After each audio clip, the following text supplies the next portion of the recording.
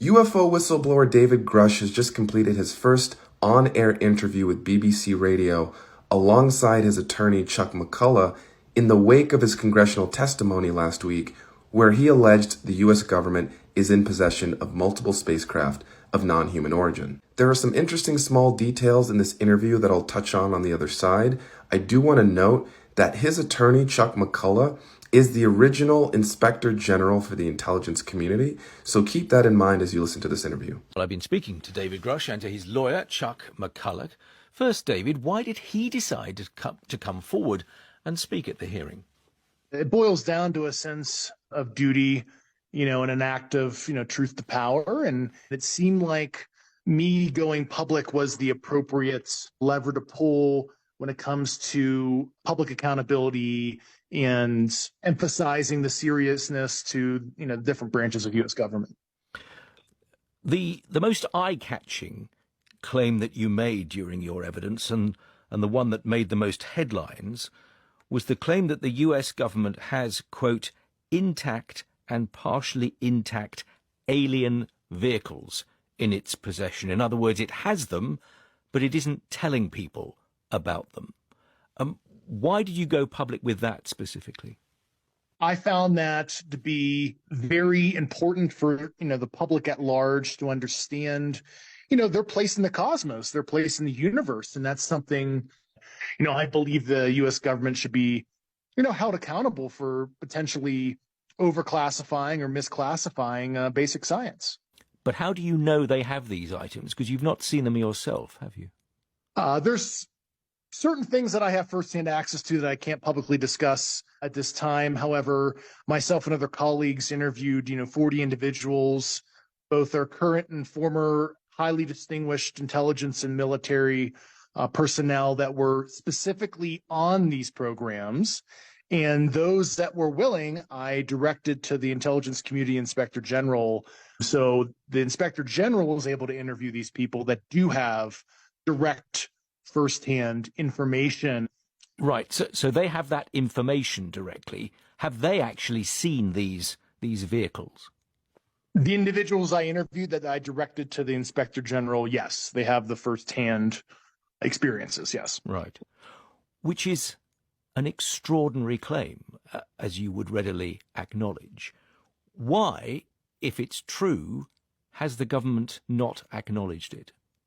Yeah, that's a multifaceted question. It goes back, 80, 90 years ago when this was first created, and they, translated some of the secrecy from the Manhattan Project onto this subject because, they weren't sure how ontologically shocking it was going to be to the world populace. And then two, as you can imagine, it's a Pandora's box for, potential military and weapons development type reverse engineering activities. So they decided to keep it under wraps for many years. But we're talking here just about the US government. If they've got these things hidden away, surely other governments around the world might have had a similar experience.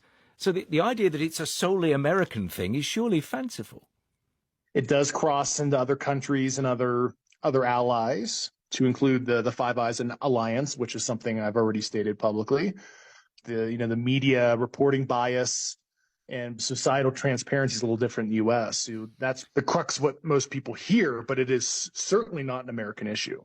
I want to put some of the doubting voices to you in a moment, but I want to bring Chuck in first. Chuck, as a lawyer working alongside David, what are the legal implications of what he is saying and what the government is denying? Our government relies on congressional oversight, the checks and balances of congressional oversight. David's allegation at its base is essentially that Congress does not have access to the information it needs to properly oversee things going on in the executive branch.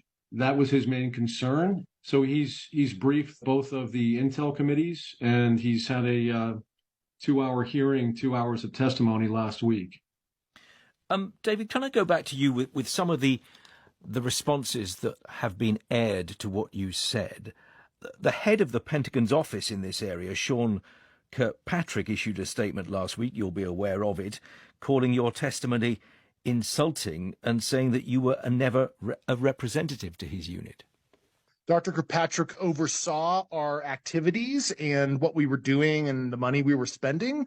I never said I was a part of the core team, so I believe it was just lost in translation or misconstrued. David Grush and Chuck McCulloch. So there are a couple of interesting notes I just quickly want to point out. If you've been following my channel, some of this won't be new information, but the first point of order is this pushback around firsthand versus secondhand. Now, David Grush was not only in the National Geospatial Agency and heading up unidentified aerial phenomenon and transmedium issues well before he came forward to the DoD IG in 2021 and the intelligence community IG in 2022. He was the lead investigator for the National Geospatial Agency on the Unidentified Aerial Phenomenon Task Force. That task force's job, which was mandated by the Senate, was to go and centralize all of the available and existing data, video, photo, satellite related to UAP across the military and across the intelligence community. There is almost nobody who would be better positioned to actually understand this issue than David Grush. And his lawyer was the former and the first Inspector General of the intelligence community under Obama. He works at a high-profile firm, and he left that firm to represent David Grush in this case. We already know who the first-hand whistleblowers are. We already know where the programs operate. The next step is to create the mechanism by which the government, Congress, legislative branch in this case, can go after that material in a way that can be legally defensible. As you can imagine, no one is going to give up this stuff without a fight. So you have to have an actual legal strategy for how you're going to pry that Pandora's box open. And just lastly, Grush also pushed back on Kirkpatrick trying to throw cold water on his testimony. Again, Dr. Sean Kirkpatrick is the director of the All-Domain Anomaly Resolution Office. That office was set up in the DoD to be a clearinghouse for this UFO disclosure process. And Kirkpatrick has become a very controversial figure for his responses that have been less than forthcoming in his role at director at AARO.